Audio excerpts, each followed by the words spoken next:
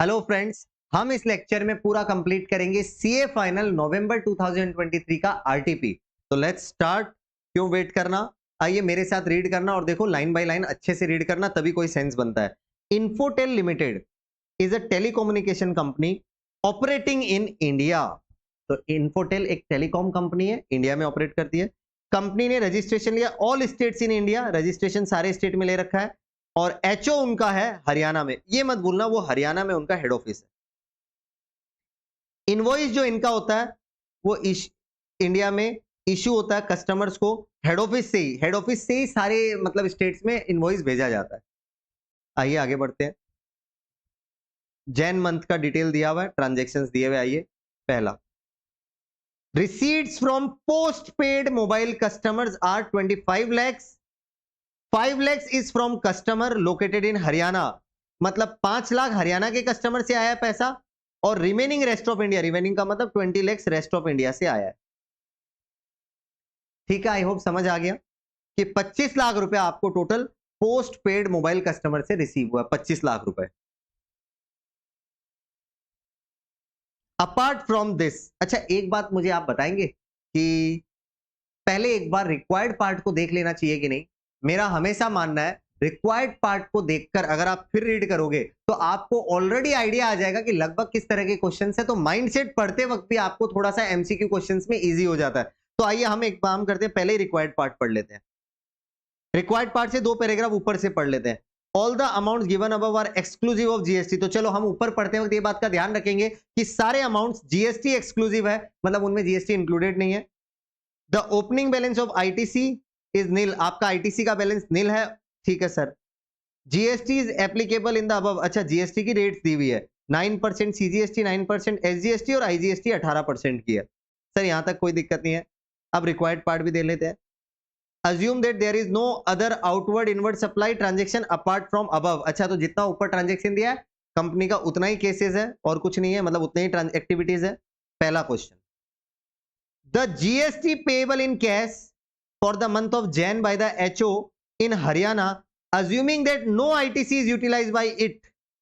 मान लो आप ITC utilise नहीं कर रहे हैं तो आपका कितना जीएसटी पेबल इन कैश आएगा। चलो हम ये निकालेंगे। आप मुझे बताओ, अगर आपको देखो मैं अगर ये सब चीजें पहले से क्लियर नहीं करूंगा तो सम्स करते वक्त दिक्कत आएंगी, और वैसे भी ऑनलाइन मोड में है हम तो बड़ी दिक्कत आ जाएगी। आप मुझे बताएंगे जीएसटी कैश में पेबल कैसे निकालेंगे हम। सर आउटपुट टैक्स, ध्यान से सुनना, output tax on outward supplies, हम वो टैक्स ले लेंगे, प्लस ध्यान से सुनना tax payable under RCM on inward supplies. इन दोनों को प्लस करोगे तो आपका आ जाएगा जीएसटी पेबल। क्यों, अच्छा एक मिनट, पहले आप में से कोई कहेगा सर आपने आईटीसी क्यों लेस नहीं किया। अरे भाई क्वेश्चन ने यहां कहा था आईटीसी नहीं मिल रहा है उसको, मान लो एक बार, तो इसीलिए मैंने आईटीसी को भूल ही गया। मतलब ग्रॉस टैक्स निकाल रहा हूं मैं, नेट टैक्स नहीं निकाल रहा, क्योंकि ये मना कर रहे हैं आईटीसी लेने के लिए तो मैं नहीं ले रहा। तो फिर आपको ये दोनों टैक्स देना होगा, आउटवर्ड सप्लाई पे आउटपुट टैक्स और रिवर्स चार्ज की सप्लाई पर इनपुट टैक्स। ये दोनों पे करना होगा, दोनों पे करके जो आएगा वो होगा ग्रॉस टैक्स, बस यही पेबल इन कैश होगा। आई होप आपको इतना पता है, और अगर ये नहीं पता आपको तो मेरा आप वीडियोस में जाइए, आपको एक वीडियो मिलेगा कि कैसे जीएसटी का कैलकुलेशंस होता है, उस वीडियो में आपको इसकी डिटेल मिल जाएगी। आप चाहो तो वो जाकर पूरा देख लो।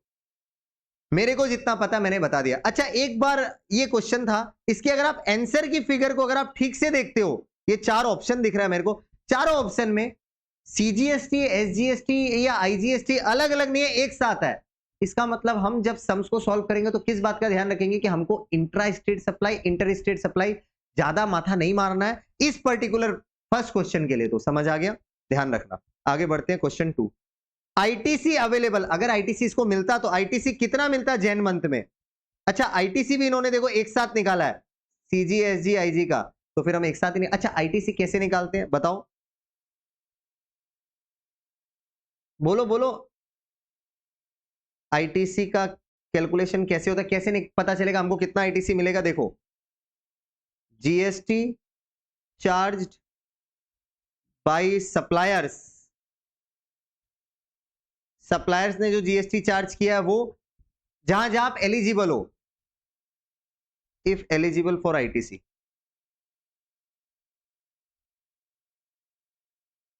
और plus GST calculated under RCM, और हम जो आरसीएम में जीएसटी कैलकुलेट करेंगे वो इफ एलिजिबल फॉर आईटीसी, और अगर हम एलिजिबल फॉर आईटीसी है तो उसका भी हम क्रेडिट यहां ले लेंगे और आ जाएगा ये टोटल आईटीसी जो हम क्लेम करेंगे। आई होप आपको ये सब पता है, ताकि हम सम्स करें तो हमारे मन में डिफाइंड रहे हमको कौन सी चीजें आईटीसी में लेनी है, तो हम वो ले लेंगे, निकल जाएगा आईटीसी का बैलेंस। आई होप आपको ये भी पता है। थर्ड पार्ट में कोई फिगर नहीं है, फोर्थ पार्ट में कोई फिगर नहीं है, फिफ्थ पार्ट आई थिंक अलग ही क्वेश्चन चल रहा है या इन्फोटेल का ही चल रहा है। चलो फिफ्थ पार्ट पढ़ लेते हैं। अच्छा, थर्ड फोर्थ भी एक बार पढ़ लेते हैं। In terms of GST law please select the correct statement for transaction between Infotel, cloud zone and subscribing customer. ये तो देखो क्वेश्चन पढ़े बिना पता नहीं चलेगा। आई थिंक इसके नीचे वाला भी।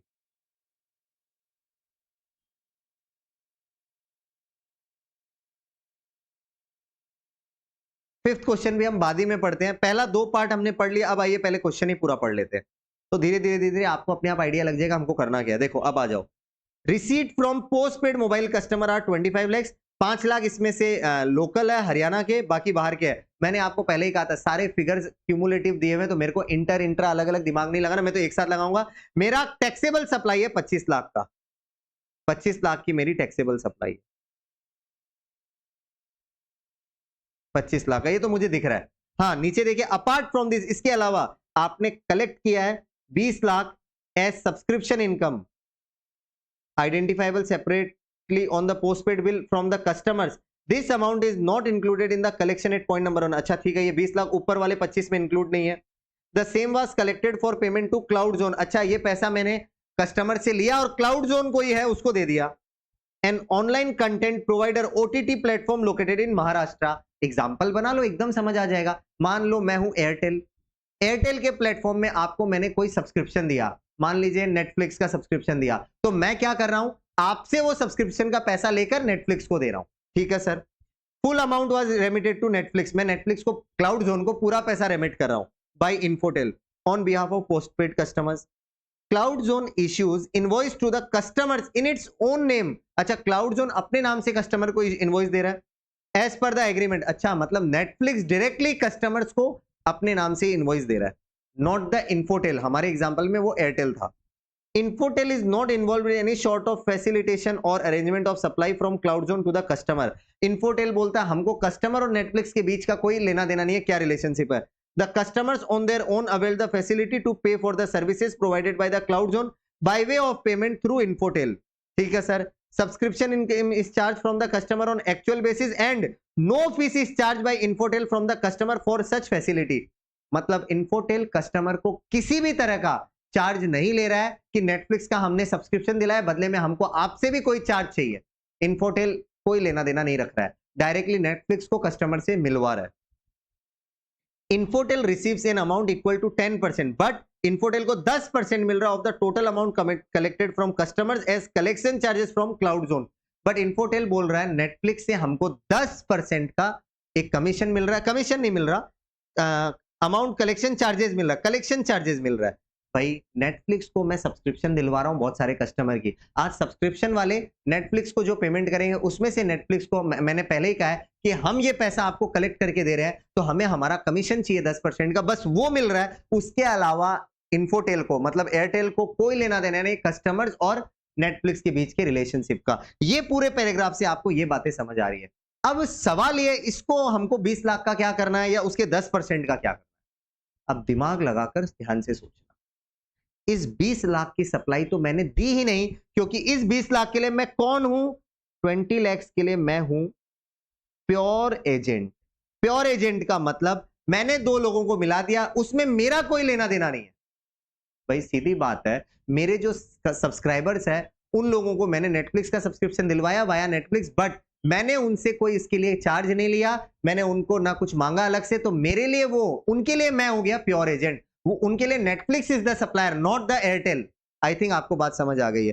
तो 20 लाख के लिए तो प्योर एजेंट हूं, अगर फिर भी नहीं आता तो भाई वैल्यू ऑफ सप्लाई में प्योर एजेंट के बारे में पूरे पॉइंट्स पढ़ो, आपको समझ आ जाएगा। एग्जैक्टली वही लाइनें यहां छाप दी है। लेकिन 20 लाख पे 10% मेरा इनवर्ड सप्लाई है, सॉरी 10% मेरा कमीशन इनकम है, charges, collection charges received, receipts मेरा कितना है 20 लाख का 10%, 2 लाख मेरा कलेक्शन चार्जेस मेरे को मिला। ये भूलना मत, हमको टैक्स निकालने के काम में आएगा। अच्छा, आपको टैक्स रेट तो पहले से ही पता है 18%, चाहे तो आप अलग अलग मार लो या फिर टोटल करके मार लेंगे क्योंकि एक ही तो रेट है। आगे बढ़ते हैं। Direct receive from prepaid mobile customer, अरे ध्यान दो, प्रीपेड मोबाइल के कस्टमर्स से डायरेक्ट रिसीव हुआ 50 लाख रुपया। Entire payment receive from outside arena, मुझे तो अब कोई मतलब नहीं, इंटर इंट्रा से 50 लाख का कस्टमर लोगों से, प्रीपेड कस्टमर लोगों से भी पैसा मिला है, तो 50 लाख मेरा आउटवर्ड सप्लाई है। आउटवर्ड सप्लाई कितने का हो गया 50 लाख का हो गया। यहाँ 2 लाख का था और यहाँ पर 25 लाख का था। आई होप आपको ये सारी बातें क्लियर है। मैं आगे बढ़ रहा हूं। Mobile telecoms revenue receive from Pequick limited. अच्छा, इस बार आप बताइए आपको कोई और पेक्विक लिमिटेड से भी कुछ टेलीकम्युनिकेशन रेवेन्यू आ रहा है? कौन है ये एक रीसेलर या सेलिंग एजेंट ऑफ इन्फोटेल है, मतलब एयरटेल का कोई सेलिंग एजेंट है, उससे पैसा मिल रहा है। ठीक है, कितना मिला 30 लाख मिला और इसका लोकेशन है महाराष्ट्र में। वैसे इंटर स्टेट है बट हमें तो बोला इस सब में, मैं ये सब में ध्यान नहीं दे रहा हूं क्योंकि रिक्वायर्ड पार्ट पहले ही पढ़ लिया था। Commission paid to Pequick is 10% of the revenue received, but उनको हमको कमीशन देना पड़ता है 10% का। मतलब इस ट्रांजेक्शन में दो चीज है, देखो ध्यान से, मेरा आउटवर्ड सप्लाई भी है, कितने का बोलो सर? यहां आपका आउटवर्ड सप्लाई है 30 लाख का और यहां मैं उससे इनवर्ड सप्लाई भी ले रहा हूं। अरे भाई, उससे मैंने कमीशन, मतलब उससे मैंने एजेंसी सर्विस ली, तो यहां पर मेरा इनवर्ड सप्लाई भी हो रहा है। मतलब मैं उससे सर्विस ले रहा हूं, उसकी एजेंसी की सर्विस ले रहा हूं, जिसके लिए वो मुझसे चार्ज कर रहा है 10%, मतलब 30 लाख का 10%, 3 लाख उसको कमीशन देना पड़ेगा मेरे को। ये मेरा इनवर्ड सप्लाई है। प्लीज हर बात पे फोकस करना, अगर आप ऐसे स्टेप बाय स्टेप चलोगे एग्जाम में सम गलत कभी होगा ही नहीं। आगे बढ़ते हैं। Infotel collected an amount of 5 lakh from the customer located in Haryana against DTH service. अच्छा sir, Infotel limited DTH service भी देता कस्टमर को, जिसका उन्होंने 5 लाख कलेक्ट किया in Haryana. This amount includes a one time installation charge of ₹50,000। क्या ही फर्क पड़ रहा है? अच्छा आप ये बताइए, 5 लाख में से 50,000 तो उसमें इंस्टॉलेशन चार्ज है, 4.5 लाख होगा सारे सेट टॉप बॉक्स का चार्जेस, कितना 4.5 लाख नहीं 5 लाख, हाँ 4.5 लाख और 50,000 रुपया इंस्टॉलेशन चार्जेस। अच्छा, आपने अगर वैल्यू ऑफ सप्लाई अच्छे से पढ़ा तो आपको पता होगा, अगर मैं कोई सप्लाई देता हूं उसके साथ अगर उससे जुड़ी हुई कोई और भी सप्लाई दूं, इंस्टॉलेशन चार्ज, अगर आपको डिलीवरी तक का रिस्पॉन्सिबिलिटी में लूं, तो उन चार्जेस में पूरा वैल्यू में वो सब इंक्लूड हो जाता है। It is a composite supply.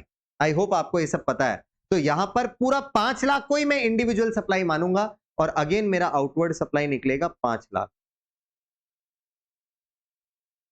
और पूरे पर जीएसटी 18% ही लगेगा। मैं ये नहीं कहूंगा कि 5 लाख में से 4.5 अलग कर लो, 50,000 अलग कर लो, भाई पूरा सप्लाई ही माना जाएगा कि मैंने डीटीएच सर्विस दी है, इंस्टॉलेशन उसके साथ जुड़ा हुआ है, तो कोई अलग अलग करने की जरूरत नहीं। आगे बढ़ते हैं। Infotel purchase certain equipment for installation of its tower in the state of Rajasthan. याद रखना यहां टावर्स लिखा हुआ है, बताऊंगा क्यों। Goods were delivered and installed by the supplier based in Rajasthan at Infotel site in Rajasthan. अच्छा ठीक है सर, टावर इंस्टॉल किया जा रहा है, बस इतना इतना याद कर लो, टावर को इंस्टॉल किया जा रहा है, इनवॉइस बना हेड ऑफिस के नाम पर और अमाउंट चार्ज हुआ 75 लाख का। मुझे बताइए कि ये इनवर्ड सप्लाई है? आंसर इज यस, ये इनवर्ड सप्लाई तो है, इसमें कोई डाउट नहीं है, ये एक इनवर्ड सप्लाई है। लेकिन क्योंकि पढ़ते वक्त ही आपको कुछ क्लिक करना चाहिए, वो किया कि नहीं किया मुझे नहीं पता, लेकिन मुझे इतना आपको रिमाइंड कराना चाहता हूं, आपने आईटीसी चैप्टर अगर पढ़ा है तो आपको पता होगा, अगर आप ध्यान से सुनना, अगर आप वर्क कॉन्ट्रैक्ट सर्विस लेते हो या कंस्ट्रक्शन सर्विस लेते हो तो वहां साफ साफ लिखा हुआ है, अगर आप immovable property, pipeline outside the factory और टेलीकॉम टावर्स, ये 3 चीज अगर कंस्ट्रक्ट कराते हो अपने लिए, ऑब्वियसली इन्फोटेल लिमिटेड अपने काम के लिए करवा रहा है, ये काम किसी और को करके नहीं दे रहा है, तब उस केस में आपको आईटीसी नहीं मिलता है, ब्लॉक क्रेडिट है। अब अगर नहीं पता तो आप जाकर अपने नोट्स खोलो, तो यहां पर इनवर्ड सप्लाई है लेकिन आईटीसी इसका ब्लॉक है, पता होना चाहिए आपको। नेक्स्ट पॉइंट लेते हैं। Infotel collaborated with amaze incorporation. A company based in US for receiving technological support, ठीक है सर, अपने कस्टमर को देने के लिए हमने टेक्नोलॉजिकल सपोर्ट के लिए एक अमेज इनकॉर्पोरेशन से हमने टाई अप किया, ठीक है sir. The amount paid by Infotel to Amaze, अच्छा इन्फोटेल कंपनी ने अमेज इनकॉर्पोरेशन को 5 करोड़ रुपया पे किया है, मतलब अगेन ये एक खर्चा है 5 करोड़ का, मैंने उनको पे किया है। Further cloud storage service were provided by Infotel to its unrelated premium customer free of cost. अब मैं जो ये सर्विस ली 5 करोड़ की, इसको मैं कस्टमर को फ्री में दे रहा हूं। Open market value of such services is 75 lakh. Doesn't matter, आप ही बताइए, अगर मैं किसी को फ्री में सप्लाई दूं, ध्यान से सुनना, अगर मैं किसी को फ्री में सप्लाई दूं तो वो सप्लाई मानी ही नहीं जाती, एक्सेप्ट इन 4 सर्कमस्टेंसेस स्केड्यूल 1। लेकिन ये केस वैसे भी 4 सर्कमस्टेंसेस में नहीं आएगा, क्यों? क्योंकि वहां पर लिखा हुआ बिजनेस के एसेट को किसी को आपने परमानेंटली ट्रांसफर कर दिया, लेकिन यहां तो कोई एसेट की बात ही नहीं है, तो वो पॉइंट में नहीं आएगा। आप अपने रिलेटेड या डिस्टिंक्ट पर्सन को फ्री में सप्लाई कर रहे हैं, ये पॉइंट अनरिलेटेड का था, देखो ये रहा अनरिलेटेड प्रीमियम कस्टमर, तो रिलेटेड कस्टमर को तो मैं कुछ करके नहीं दे रहा। तीसरा, एजेंट, अगर एजेंट और प्रिंसिपल का कनेक्शन है, वहां पर बिना कंसीडरेशन भी सप्लाई माना जाता है, अगर सप्लाई ऑफ गुड्स है तो वो केस भी नहीं, क्योंकि एजेंट प्रिंसिपल का यहां कोई लेना देना नहीं है। और चौथा, अगर इंडिया के बाहर से इंडिया में आप सर्विस इंपोर्ट करते हैं अपने ही एस्टेब्लिशमेंट से या फिर अपने रिलेटेड पर्सन से, यहां ऐसा कुछ है ही नहीं कि मेरा एस्टेब्लिशमेंट या मेरा रिलेटेड पर्सन से मैंने सर्विस इंपोर्ट की, तो वो केस भी नहीं है। तो फिर अगर मैंने कस्टमर को फ्री में सर्विस दी तो ये एक सप्लाई नहीं है, मतलब 75 lakh not an outward supply, ये एक आउटवर्ड सप्लाई तो नहीं है। ये तो पहले क्लियर कर देता हूं, ओपन मार्केट वैल्यू से कोई लेना देना है। लेकिन आपने शायद ध्यान नहीं दिया, 5 करोड़ का मैंने इनवर्ड सप्लाई लिया था, अब ध्यान दो, 5 करोड़ का मैंने इनवर्ड सप्लाई लिया था इंडिया के बाहर से। आई होप आपने रिवर्स चार्ज चैप्टर पढ़ा है। अगर मैं इंडिया के बाहर से इंडिया में सर्विस इंपोर्ट करता हूं तो इंडिया में मुझे रिवर्स चार्ज पे टैक्स देना पड़ेगा। तो सर ये 5 करोड़ क्या हो गया, ये मेरा एक इनवर्ड सप्लाई है, taxable under RCM, reverse charge. I hope आपको यह पता होना चाहिए कि इंडिया के बाहर से इंडिया में अगर आप सर्विस इंपोर्ट करोगे तो आपको ही रिवर्स चार्ज में टैक्स पे करना पड़ेगा। नेक्स्ट पॉइंट लेते हैं।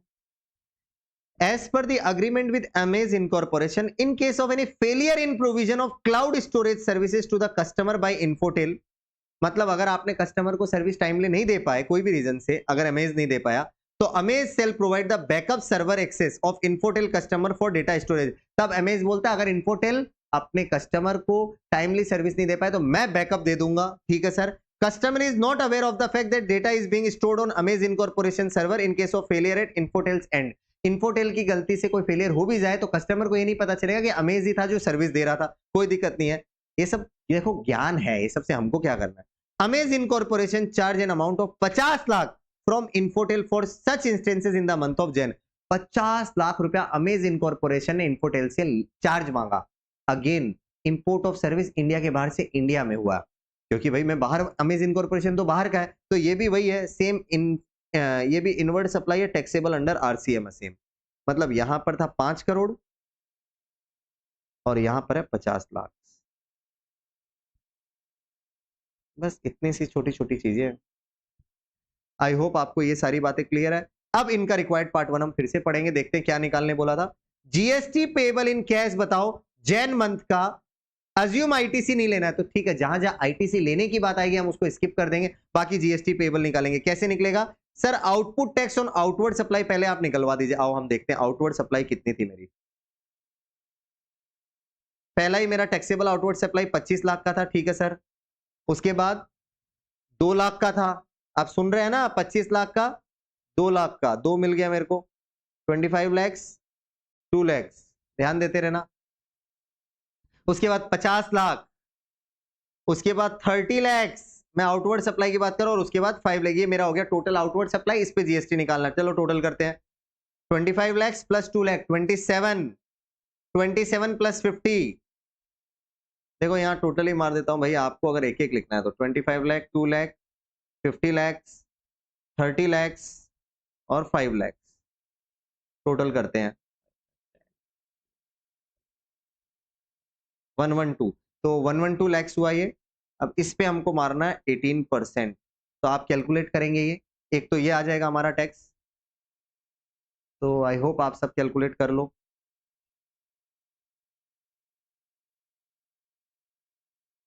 तो आई होप कैलकुलेट किया, 20.16 लैक्स आएगा आपका आउटपुट टैक्स। सर समझ आए? एक बार और चेक कर लेते हैं। 25 plus 2 27 plus 50 77 plus 30 107 plus 5 112 lakhs पे मारो 18%, आपका आ जाएगा 20.16 लैक्स। तो सर हमने output tax on outward supply निकाला 20.16 लैक्स। बट इतना नहीं, अभी और सुनिए सर, रिवर्स चार्ज का टैक्स भी तो निकालना है इनवर्ट सप्लाई पे। आइए, हमने कहां कहां देखा है इनवर्ट सप्लाई कौन सी थी, आप पहले ये देख लो।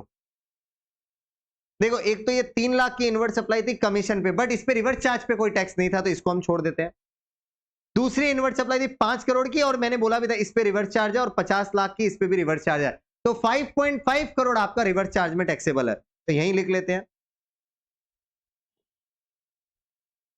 5.5 CR मल्टीप्लाई 18%, आपका आ जाएगा रिवर्स चार्ज का टैक्स। कैलकुलेट करो, तो आई थिंक आपका आया 99 लैक्स।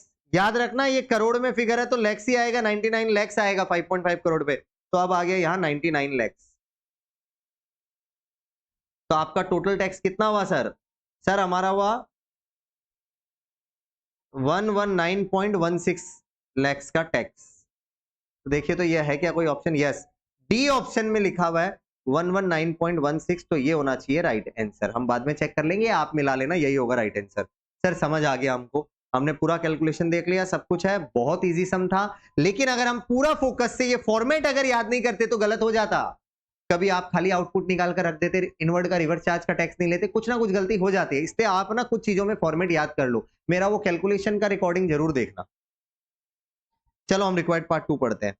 आईटीसी कितना ले सकते हैं जैन मंथ में? सर ये तो बहुत सिंपल है, कितना लेंगे? देखो, अब इनवर्ट सप्लाई देख लो जो जो टैक्सेबल है। सर ये 3 लाख की इनवर्ट सप्लाई थी जो टैक्सेबल है कमीशन वाली, इस पे 18% कैलकुलेट कर लो, इसका आईटीसी ले लो 54,000। एक तो ये आईटीसी मिलेगा हमको 54,000 का, आई होप आपको पता है।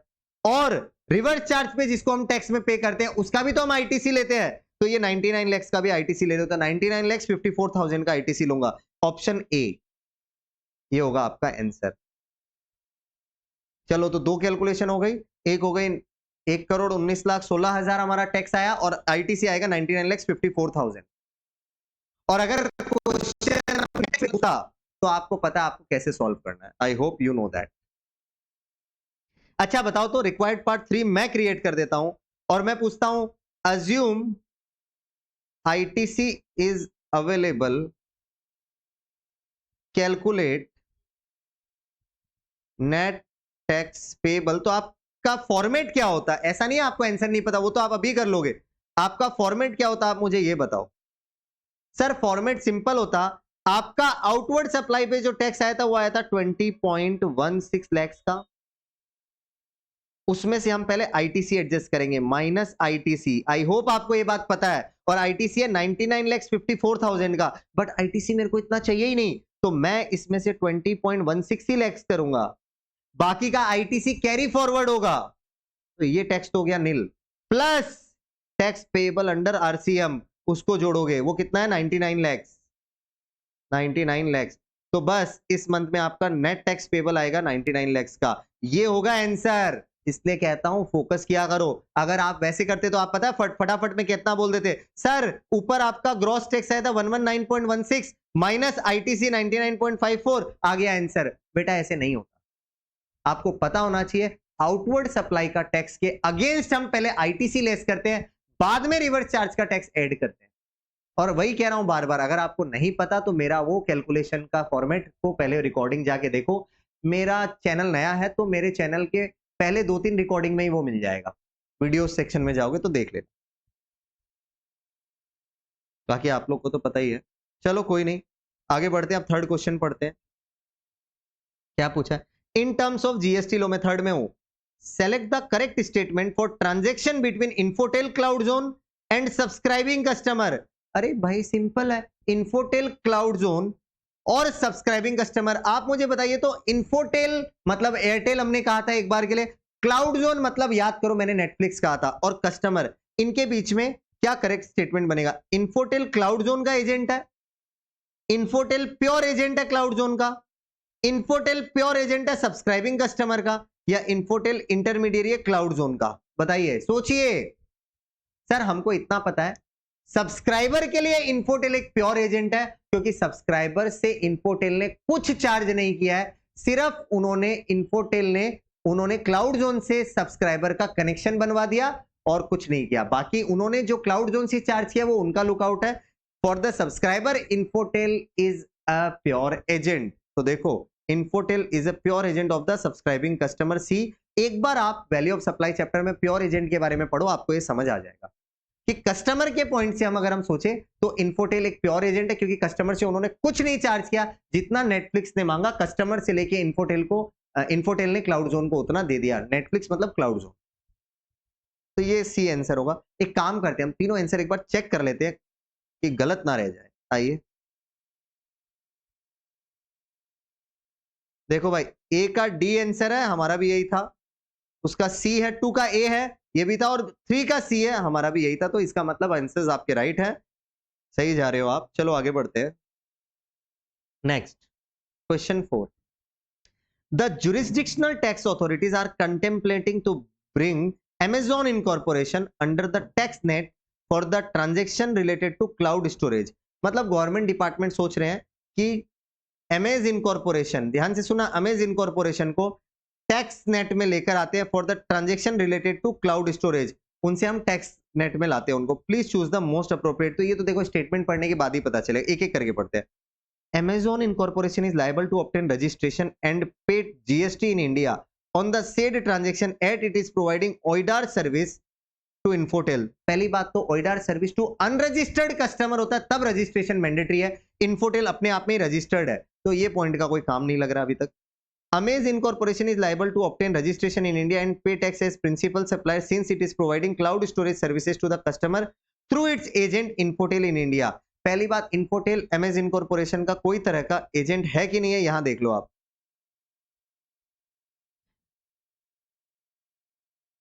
नहीं है, क्योंकि वो उससे टेक्नोलॉजिकल सपोर्ट ले रहा है और कस्टमर को दिलवा रहा है। तो there is no agency connection. Infotel is an intermediary of Amaze incorporation and therefore the tax liability of Amaze incorporation shall be discharge by Infotel on behalf of Amaze incorporation. But उन दोनों के बीच में agency connection ही नहीं है अभी तक। Last Amazon लिख दिया इन्होंने, ये अमेज होगा। देखो इंटेंशन, दिल तो हम भी समझते हैं। Amaze incorporation is not liable to obtain registration and pay tax in India in respect of the said transaction. यही है बेटा, उन लोगों को इंडिया में टैक्स देने की जरूरत ही नहीं है। टैक्स देने का काम किसका था? इन्फोटेल का था। कहां पर? Under reverse charge. तो आई होप आपको ये पता है। ये आंसर तो हमने कैलकुलेशन में निकाल लिया था। आगे बढ़ते हैं। For the DTH services Infotel is exploring the possibility of providing equipment like dish antenna cables liable to GST at 28% to the customer at an additional charge of 2000। मतलब DTH सर्विस के लिए इन्फोटेल सोच रहा है कि मैं सोच रहा हूं कि इक्विपमेंट प्रोवाइड करा दूं लाइक डिश एंटीना केबल वगैरह भी to the customers at an additional charge of 2000। उनसे 2000 एक्स्ट्रा लेके ये सब भी दे दूं मैं उनको। Currently the company collect 1000 from new customer as installation. Currently company नया कस्टमर से 1000 रुपए इंस्टॉलेशन का ले रही है एंड 1 मंथ चार्ज ले रही है फॉर सर्विसेज जिसका जीएसटी रेट 18% है। In case dish antenna and cable provide किया जाता है, कंबाइन चार्ज होगा 3000। बताओ क्या मोस्ट अप्रोप्रिएट आंसर है? सर इसका मतलब ये डिश एंटीना वगैरह 2000 का हम सप्लाई करेंगे, 1000 रुपए हम पहले से चार्ज करें, अब हम टोटल चार्ज करेंगे 3000। 2000 वाला आइटम का जीएसटी रेट 28% है, 1000 वाले का आइटम का जीएसटी रेट 18% है। आइए देखते हैं अब क्या बोलता है। GST on the amount of 2000 shall be charged at the rate 28%, balance पे 18%। क्या ऐसा करना है? या 3000 पे 28% है, या 3000 पे 18% है, या फिर 2000 पे जीएसटी नहीं है और 18% से जीएसटी 1000 पर है। आई होप आपको इसका आंसर पता है। सर अगर डीटीएच सर्विसेज की बात करें तो ध्यान से सुनना, डिश एंटेना और केबल देना, बताइए उनका नेचुरल कोर्स में है या ये आर्टिफिशियली दो सर्विस को जोड़ा गया है? अलोंग विद द, ध्यान से सुना, अलोंग विद द, ये जो 1 मंथ सर्विस है, सर्विसेज जो है उसका, बताइए आप। सर डीटीएच सर्विस के साथ अगर हमने एंटीना वगैरह इंस्टॉल कराया है तो ये कोई हमने एंटीना एक कोई अलग सप्लाई नहीं है, उसके साथ वो सप्लाई देनी ही पड़ती है ताकि वो उस सर्विस का पूरा एंजॉयमेंट ले सके। तो अब आप मुझे बताइए ये कंपोजिट सप्लाई है या मिक्स सप्लाई है? सर ये कंपोजिट है, इसमें सोचने की जरूरत नहीं। और कंपोजिट में टैक्स रेट उसका लगता है जो प्रिंसिपल सप्लाई होती है, हाईएस्ट नहीं, प्रिंसिपल सप्लाई होती है। अब आप बताइए प्रिंसिपल सप्लाई डीटीएच सर्विस है या एंटीना या केबल सेल करना है? सर डीटीएच सर्विस है तो जीएसटी रेट 18% से लगेगी, मतलब सी होगा इसका आंसर। तो पहले 5 क्वेश्चन हमने कर लिए और 5th क्वेश्चन का आंसर है सी। देख लो जाके, 5th क्वेश्चन का 4 का डी है और 5th का सी है। तो सर डन हो गए, हमको पांचों क्लियर। अब अच्छा लगा, समझ आ गया, आगे बढ़ते हैं। Guruji and Associates is engaged in retail business of selling wedding outfits in the state of WB West Bengal. It effected supply to the customer in the state of UP and Haryana. अच्छा, waste Bengal में business करा और उसको UP Haryana भी माल बेचना है, मतलब inter state supply करनी है।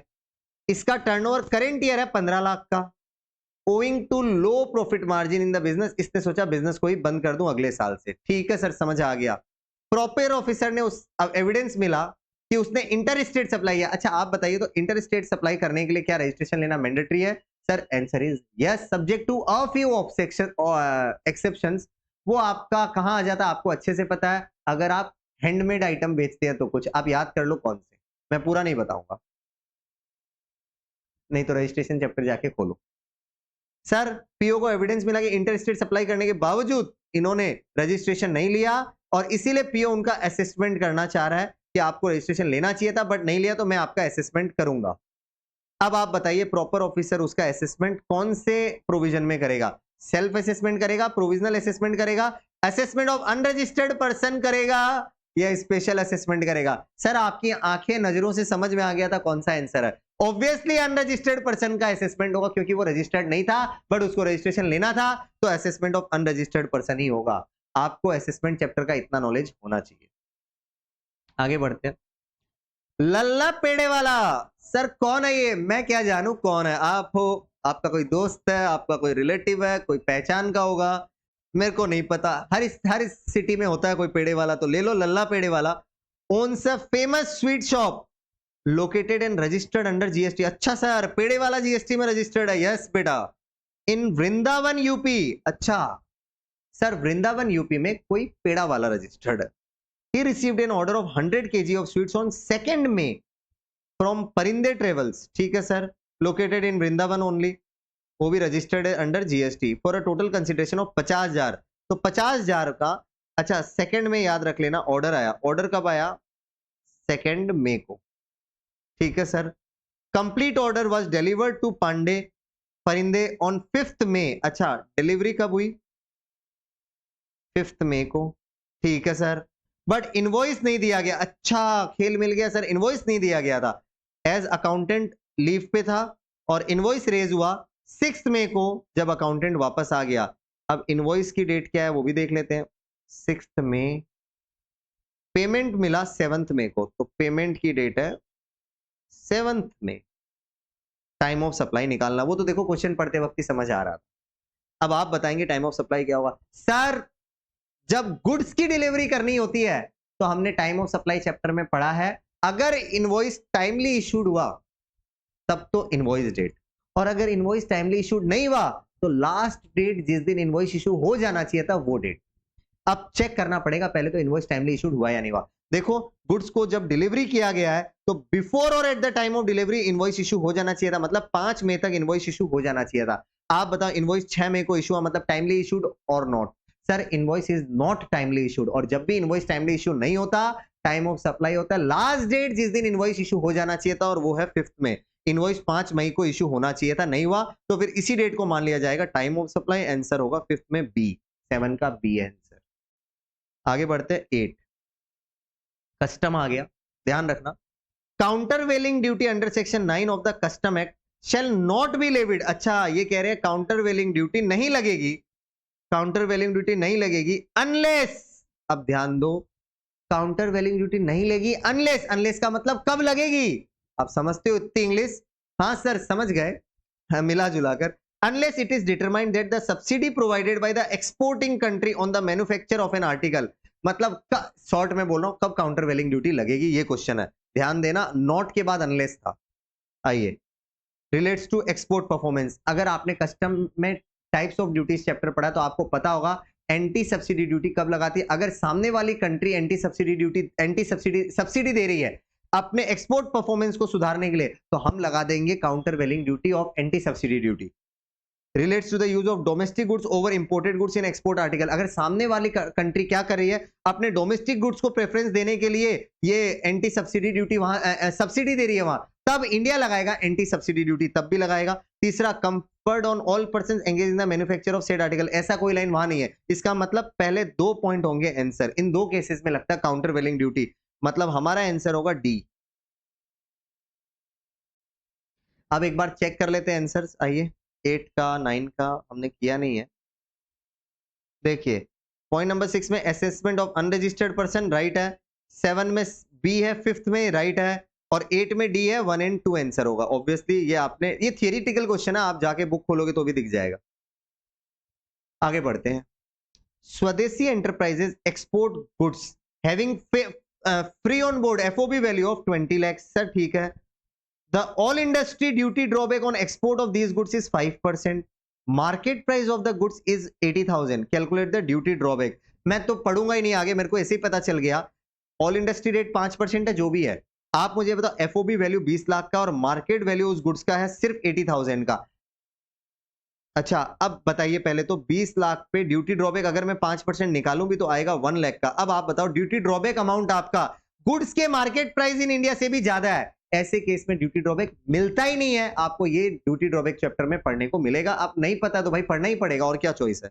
तो यहां पर आंसर होगा स्वदेशी इंडिया इज नॉट एंटाइटल्ड वाला, सी आंसर होगा, 9 का सी। आगे बढ़ते हैं 10। Which of the following statement is correct for destroyed goods under section 23 of the Custom Act 1962?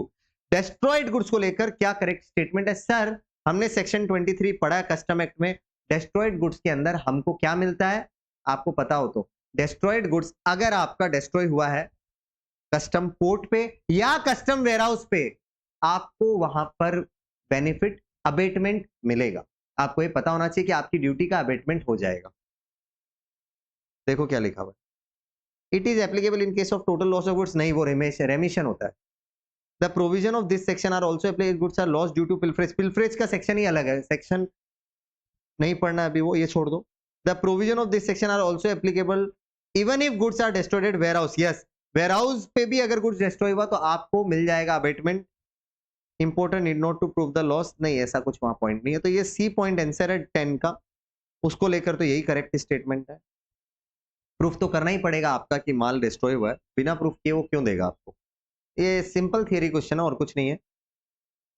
तो ये आपका देखो एमसीक्यू पार्ट यहाँ डन है। अब नेक्स्ट पार्ट जो होगा वो होगा डिस्क्रिप्शन पार्ट। तो आप पहले इस पार्ट को अच्छे से क्लियर करें, फिर मेरा डिस्क्रिप्शन पार्ट को करना। अब डिस्क्रिप्टिव क्वेश्चन का हम स्टार्ट करते हैं। क्वेश्चन नंबर 11 ध्यान देना। सुदर्शन लिमिटेड रजिस्टर्ड है जीएसटी में केरल में, और वो बुके ऑफ गुड सर्विस मतलब बहुत सारे गुड सर्विस सप्लाई करता है other than renting of cars. ठीक है सर, सर्विस सारी देता होगा, वो रेंटिंग ऑफ कार नहीं करता।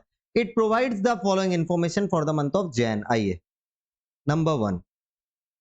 अच्छा, हम अगेन सवाल पूरा पढ़े उससे अच्छा पहले रिक्वायर्ड पार्ट थोड़ा देख ले क्या पूछा है। आई थिंक ये आपका बड़ा क्वेश्चन है। देखिए लास्ट पार्ट में अगर देखें तो इन्होंने पूछा है minimum net GST liability payable in cash. मतलब सर जीएसटी लायबिलिटी कैलकुलेशन करनी है। अगेन मैं फॉर्मेट का डिस्कशन करूंगा। पहला पार्ट आप क्या कैलकुलेट करोगे sir? Output tax on outward supplies. Outward supplies जो मैं सप्लाई करूंगा उस पर आउटपुट टैक्स। नेक्स्ट कैलकुलेट करूंगा टैक्स पेएबल अंडर आरसीएम, और नेक्स्ट कैलकुलेट करूंगा एलिजिबल आईटीसी। याद रखना हमको ये 3 चीज चाहिए कि कभी भी net GST payable in cash निकालना है तो एलिजिबल आईटीसी। तो और अब हमको नेट पेएबल कैसे निकालना है? तो देखिए सबसे पहले ए, ध्यान देना, ए माइनस सी। आप आउटपुट टैक्स में से एलिजिबल आईटीसी लेस करो, उसके बाद आपको रिवर्स चार्ज का ऐड करना है प्लस बी। तो ए से पहले सी एडजस्ट कर लो, फिर अगर कुछ बचा नहीं बचा वो देखते हुए बी को उसमें जोड़ दो, आपका आ जाएगा net GST payable. I hope आपको इस फॉर्मेट के बारे में पूरा नॉलेज है। तो आइए अब हम इस सम को स्टार्ट करते हैं। देखिए पहला part, distributed 100 free gifts electronic items worth 5,000 each purchase from unregistered local vendors. अच्छा, अनरजिस्टर्ड पर्सन से आप 5,000 रुपए का सामान खरीद कर लाए और उसमें उस सबको आप 1,000 फ्री गिफ्ट को बांट दिए। ठीक है sir. To its customers within Kerala in the month of Jan to promote sales. Sale promotion के लिए आपने फ्री में गुड्स को बांटा। देखो एक बात बता रहा हूं, फ्री में गुड्स को बांटा, अगर रिलेटेड पर्सन को फ्री में देते हो, आई होप आपको पता है, रिलेटेड या डिस्टिंक्ट एंटिटी को अगर आप फ्री में देते हो तब ये सप्लाई हो सकती है। दूसरा, आप बिजनेस के किसी एसेट को परमानेंटली किसी को ट्रांसफर करें जिसका आप आईटीसी ले चुके हो, तब वो सप्लाई होती है। ये दोनों केस में ही फॉल नहीं करेगा क्योंकि यहां पर आपने जिससे खरीदा वो अनरजिस्टर्ड है, मतलब आईटीसी का क्वेश्चन है ही नहीं। तीसरा, एजेंट वाली सप्लाई ये है नहीं। और चौथा, इंडिया के बाहर से इंडिया में सर्विस इंपोर्ट हुई, ऐसा कोई सप्लाई है नहीं। तो इसका मतलब विदाउट कंसीडरेशन अगर सप्लाई हुई है तो ये सप्लाई मानी नहीं जाएगी, मतलब ये आपका डैश है, इस पे आउटपुट टैक्स नहीं आएगा, डैश। अब सवाल आईटीसी ले सकते हैं कि नहीं, ये 5,000 जो आइटम खरीदा नहीं, क्योंकि ये अनरजिस्टर्ड पर्सन से खरीदा, तो यहां पर आउटपुट टैक्स नहीं आएगा, डैश। और इस पे आईटीसी की भी बात हम नहीं करेंगे। आई होप आपको क्लियर। आगे बढ़ते हैं। Next, supplies a consignment of goods with in the territorial water. I hope आपको इसके प्रोविजन के बारे में पता है। टू ध्रुवता enterprises, the territorial waters is located at a distance of 11 nautical mile from the base line of state of Kerala. Kerala से 11 nautical miles and 12 nautical mile from Tamil Nadu. तो तमिलनाडु से आपका 12 NM है। आप ही बताइए, आपको इस प्रोविजन के बारे में पता है तो हम कौन से स्टेट की यहां सप्लाई मानेंगे इसको? सर ऑब्वियसली केरला, क्योंकि बेस लाइन से सबसे ज्यादा जो क्लोजेस्ट स्टेट है वो केरल है, और यहां पर प्लेस प्रोविजन कहता है कि जो आपका क्लोजेस्ट होगा वही होगा स्टेट में सप्लाई, तो यहां पर माना जाएगा केरल में हुई सप्लाई। तो 6 लाख अब टैक्सेबल इंटर होगा या इंट्रा होगा, तो देखो आप, सुदर्शन लिमिटेड केरल में ही रजिस्टर्ड था, इसका मतलब ये कौन सी सप्लाई है सर? बोलिए बोलिए। केरल का माल केरल में बिका, यही माना जाएगा, तो इसका मतलब 6 लाख टैक्सेबल है, गुड्स है। कौन सा टैक्सेबल है? इंट्रा। तो सीजीएसटी और एसजीएसटी का कैलकुलेशन कर लेना 6 लाख पे। जीएसटी का रेट हम लास्ट में देख लेंगे, या चलो एक बार देख लेते हैं। क्वेश्चन के हिसाब से जीएसटी का रेट है 9918। ओके सर, इनवर्ड का भी और आउटवर्ड का भी, और यहां कुछ और नहीं दिया तो 9% मार लेना 6 लाख में, 54,000 आएगा। इस तरह से हमने थोड़ा कैलकुलेशन किया। आगे बढ़ते हैं।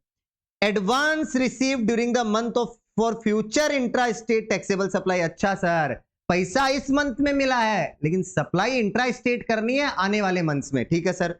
इस एडवांस में 2,10,000 गुड्स को लेकर एडवांस था और रेस्ट सर्विस को लेकर था। आई होप अगेन आपको टाइम ऑफ सप्लाई चैप्टर के बारे में नॉलेज है, तो सुनो। गुड्स के केस में एडवांस अगर किसी कस्टमर से ले लिया तो टाइम ऑफ सप्लाई पहले अट्रैक्ट करता ही नहीं है। बेटा इतना आपको मालूम होना चाहिए कि गुड्स के केस में टाइम ऑफ सप्लाई का प्रोविजन एडवांस पेमेंट लेते वक्त अट्रैक्ट ही नहीं करता। तो इसका मतलब ये हुआ 2,10,000 से तो कोई लेना देना है नहीं। 7 लाख में से 2,10,000 माइनस कर दो, कितना आया? 4,90,000। बस इसी वैल्यू पर आपको करंट मंथ में जीएसटी देना। मैं ये नहीं कह रहा हूं 2,10,000 पे जीएसटी लगेगा ही नहीं, लगेगा, आने वाले मंथ्स में लगेगा, जब सप्लाई होगी तब देखेंगे। उसका टाइम ऑफ सप्लाई अभी अट्रैक्ट ही नहीं करा तो मैं क्यों दिमाग लगाऊं। लेकिन 4,90,000 सर्विस की वैल्यू है, और आपको अच्छे से पता है टाइम ऑफ सप्लाई चैप्टर अगर आपने पढ़ा है तो, कि सर्विस के केस में एडवांस पेमेंट अगर पहले ले लिया तो टाइम ऑफ सप्लाई उसी वक्त अट्रैक्ट कर जाता है और उस मंथ में उसका टैक्स देना पड़ता है। मतलब ये करंट मंथ में जैन चल रहा है तो जैन में टैक्सेबल होगा। 4,90,000 दो पार्ट में निकाल लो, सीजीएसटी एसजीएसटी टैक्स, तो आ जाएगा कितना? 99%। आई होप इतना आपको समझ आ गया, तो निकाल लेना आप। चलिए आगे बढ़ते हैं। Pure labour services of construction of a single commercial unit located in Mumbai not forming part of any residential complex to a customer in Mumbai Maharashtra. Sir ये construction of single unit not forming part of residential complex, इस तरह की line हमने पढ़ेला है sir, कहीं exemption chapter में पढ़ा है ऐसा कुछ लाइन की एग्जेम्प्टेड है। बेटा याद रखना, एग्जेम्पशन चैप्टर में रेजिडेंशियल यूनिट होने से एग्जेम्पशन है, कमर्शियल यूनिट होने से एग्जेम्पशन नहीं है। इसका मतलब ये क्लियर है, यहां कमर्शियल यूनिट है, ये टैक्सेबल होगा, और आपने जो सर्विस दी है ये टैक्सेबल है, तो इस पे भी आप निकाल लेना 9% टैक्स। ठीक है सर, समझ आ गया। तो आउटवर्ड सप्लाई पर आउटपुट टैक्स निकालना सीखा। पहले वाले में कुछ नहीं आ रहा, दूसरे वाले में 6 लाख पे टैक्स आएगा। सीजीएसजी इंट्रा स्टेट है वो, ध्यान देना। नेक्स्ट, एडवांस जो मिला वो इंट्रा स्टेट का मिला, इसलिए मैंने सीजीएसजी निकाला। और इसके नीचे जो 15 लाख है ये मुंबई में दे रहे हो, तो यहां पर सीजीएसजी नहीं निकालना, डायरेक्ट एसजी आईजी निकाल लेना। 15 लाख पे डायरेक्ट 18% मार के आईजी निकाल लेना। आगे बढ़ते हैं। इनवर्ड सप्लाई, अब जो हमने सप्लाई ली है उसकी बात करेंगे। Monthly rent paid to Kerala state government for an office taken on rent. अच्छा आप बताइए, गवर्नमेंट से अगर हम रेंटिंग सर्विस लेते हैं और हम रजिस्टर्ड है, मैं रजिस्टर्ड और गवर्नमेंट से रेंटिंग सर्विस ले, कहीं तो कुछ पढ़ा होगा आपने, याद करो। सर रजिस्ट्रेशन चैप्टर नहीं sir, charge chapter. Reverse charge में लिखा हुआ है साफ साफ कि अगर आपने गवर्नमेंट से एक रजिस्टर्ड पर्सन सप्लाई लेता है तो वो रजिस्टर्ड रेंटिंग सर्विस, तो वो रजिस्टर्ड पर्सन रिवर्स चार्ज में टैक्स देगा। 6 लाख पे आपको रिवर्स चार्ज में टैक्स देना होगा सीजीएसजी। क्यों? क्योंकि वो गवर्नमेंट केरल की है, तो यहीं की बात कर रहा हूं मैं, सीजीएसटी और एसजीएसटी का। क्या करना है पहले सुनो बेटा, रिवर्स चार्ज में टैक्स का कैलकुलेशन करें, मतलब रिवर्स चार्ज में टैक्स का पेमेंट करना है, और याद रखना आईटीसी भी लेना है। तो यहां पर आरसीएम भी आएगा एंड आईटीसी भी आएगा। ठीक है, चलो आगे बढ़ते हैं। Purchased raw material from Saksham steels limited registered in the state of Andhra Pradesh. Sir समझ आ गया, रॉ मटेरियल परचेज किया किसी सक्षम से, ध्यान से सुनिए, रॉ मटेरियल परचेज किया आपने किसी सक्षम से, कहां का रजिस्टर्ड है वो? आंध्रा का। तो इतना तो आपको पता है केरल और आंध्रा अलग अलग स्टेट है, तो ऑब्वियसली यहां पर आईजीएसटी होगा। तो अभी आपको एक बार का निकाल के रख लो आईजीएसटी, बस आईजीएसटी का कैलकुलेशन होगा। अब आईटीसी मिलेगा नहीं मिलेगा, एलिजिबिलिटी नीचे देख लेंगे, और अगर एलिजिबल हुआ तो आईटीसी भी मिल जाएगा। ठीक है sir. Purchase a new truck from dealer इन कोचिन केरला, केरल से ही आपने ट्रक खरीदा है for transport of material, material transport करने के लिए, मतलब चलेगा? यस सर, ट्रक खरीदते हैं तो जीएसटी ब्लॉक नहीं है, क्रेडिट मिल जाता है, क्योंकि ये गुड्स ट्रांसपोर्ट वाली चीज है। अच्छा केरल से खरीदा तो सीजीएसजी लिखना हमको एक बार, ये तो मत भूलना। अब आईटीसी मिलेगा नहीं मिलेगा उसका कंफर्मेशन अभी मैं नहीं दे सकता, वो तो हम पढ़ेंगे तब पता चलेगा। हाँ बात जरूर करेंगे हम, यहाँ आईटीसी पॉसिबल है, आईटीसी पॉसिबल है, अब है नहीं है वो हम लास्ट में देखेंगे। अब आगे बढ़ते हैं। The company provided the following additional information. Number 1, during the course of arranging and filing document the accountant of Sudarshan limited observe that N invoice for 96,000 excluding GST dated 2nd December last year was omitted to be recorded in the books. No payment was made against till the end of Jan. अभी तक आपने कोई payment नहीं किया Jain and तक भी। This invoice was issued by Mr. Rishi of Kerala, from whom Sudarshan Limited had taken car on rental basis. Invoice include cost of fuel. Sir ये car on rental और invoice include cost of fuel, ये line तो हम कहीं सुने हुए हैं। अरे बेटा और कहीं नहीं सुना, रिवर्स चार्ज चैप्टर में सुना है। देखो एक बात बता रहा हूं, अगर रिवर्स चार्ज का आपका रिवीजन नहीं है और आपको लर्निंग ही नहीं है अभी, तो आप ये क्वेश्चन कर तो लो लेकिन आपको दिक्कत आएगी। एंड डोंट एक्सपेक्ट मैं इस क्लास में रिवर्स चार्ज पढ़ाऊंगा। अगर आपको जानना है तो मेरी एक दूसरी 20 मिनट्स में मैंने पूरा रिवर्स चार्ज याद करके समझाया, आप वो कर लो, बेटर रहेगा। उसके बाद ये सम करो। फिर भी अभी मेरा काम है बताना, तो सुन लो। देखो मिस्टर सुदर्शन क्या है? एक कंपनी है, कॉर्पोरेट है। देखो सुदर्शन लिमिटेड एक कॉर्पोरेट है, ठीक है सर। और यहां पर जो मिस्टर ऋषि है, ऋषि एक इंडिविजुअल है, तो आपको पता होना चाहिए कॉर्पोरेट ने यहां इंडिविजुअल से कार, पैसेंजर ट्रांसपोर्ट वाली कार रेंट पे ली है, पैसेंजर ट्रांसपोर्ट वाली कार रेंट पे ली है, और जहां कॉस्ट ऑफ फ्यूल इंक्लूडेड है, तो ऐसे केस में कौन सा टैक्स लायबल होता है सर? रिवर्स चार्ज में सुदर्शन लिमिटेड को टैक्स देना पड़ता है। लेकिन क्या करंट मंथ में हमको टैक्स देना है, यह डिपेंड करता है, हमको जानना पड़ेगा टाइम ऑफ सप्लाई। अगर जैन में अट्रैक्ट करता है तो हमको आरसीएम पे टैक्स देना, नहीं तो नहीं। टाइम ऑफ सप्लाई का प्रोविजन कहता है, ध्यान से सुनना सर, रिवर्स चार्ज के केस में टाइम ऑफ सप्लाई 2 डेट होती है, या तो पेमेंट डेट और या फिर बोलो इनवॉइस डेट से 61st day, 61st day from invoice date.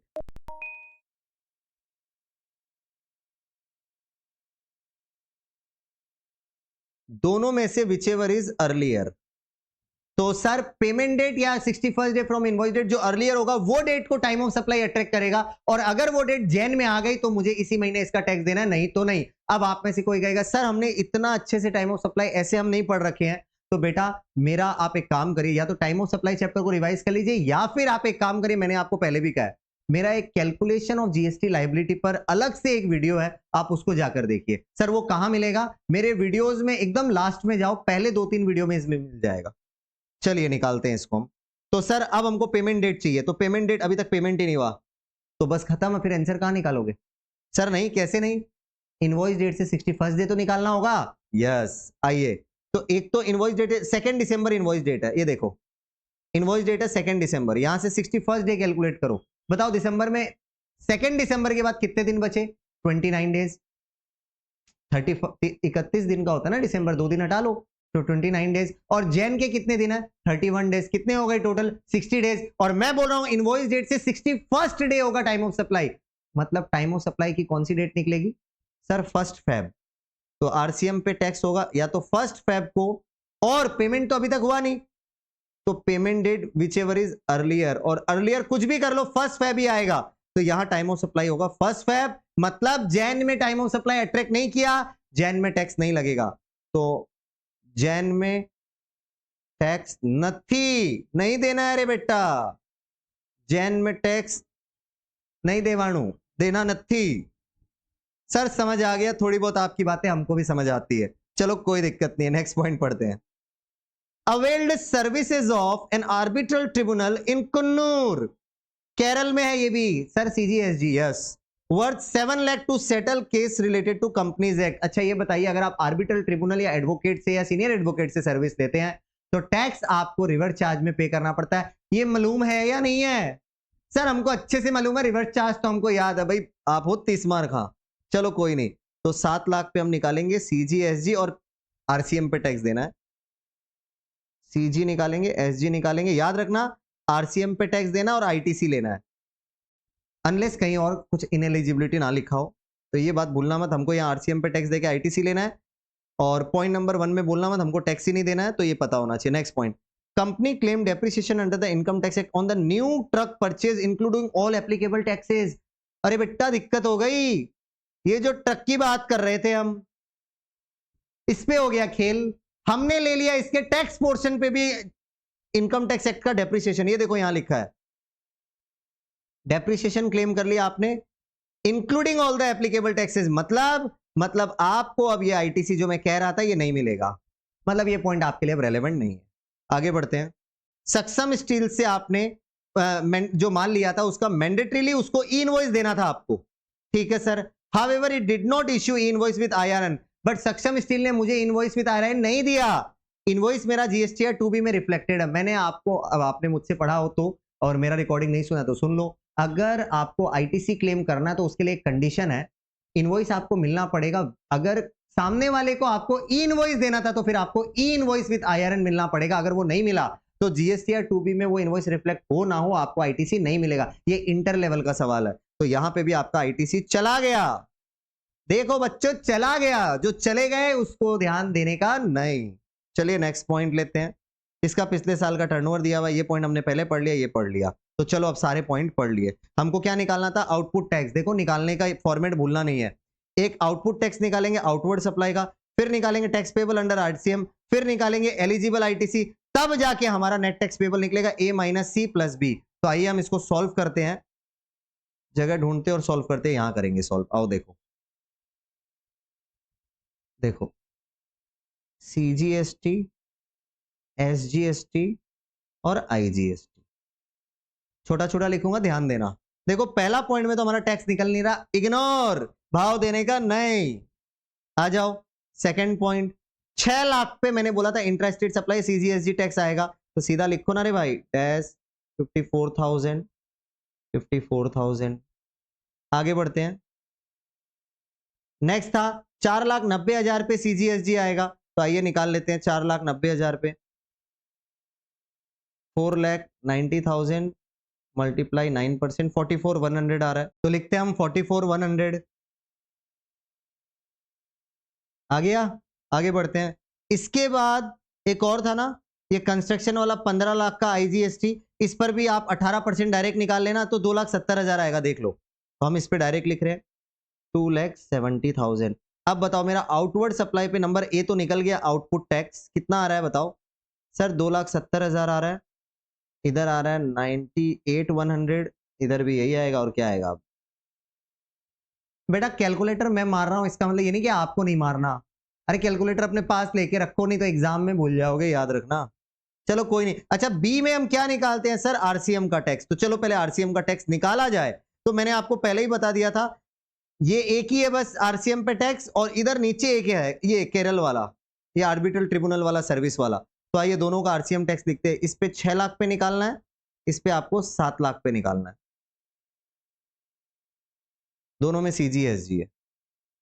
तो देखो क्या है, 6 लाख और 7 लाख पे निकालना है।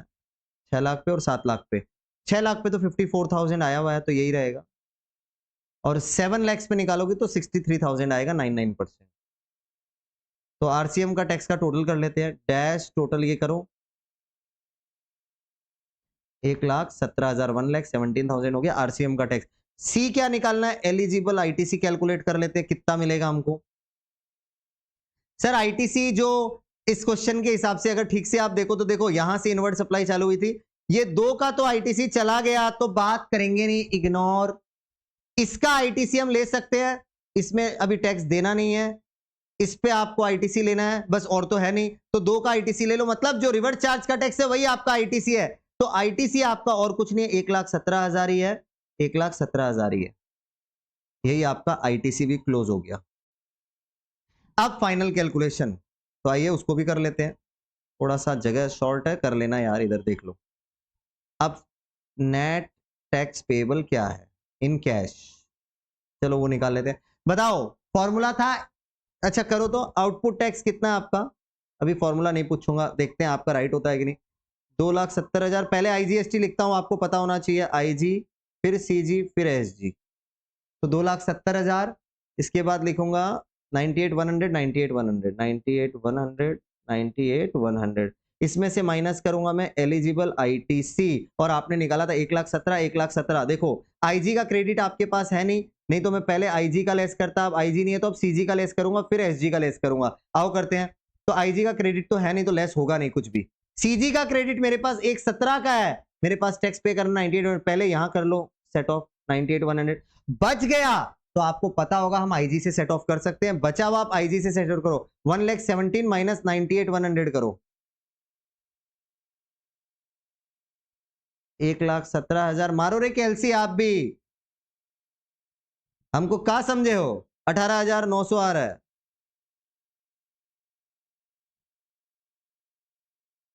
लिखो 18,900 का क्रेडिट आप आईजी से ले लो, और सेम अब एसजी का क्रेडिट का भी यही करना, 98,100 तो यहां सेट ऑफ कर लो, बच गया तो आईजी से कर सकते हो 18,900 का, वैसे भी ये बहुत पे करना है। अब जो बचेगा ये निकाल लो कितना आया, जो बचेगा ना वो मैं नीचे लिख रहा हूं, आप माइनस करो, 2,70,000 माइनस 18,900 माइनस 18,900 करो।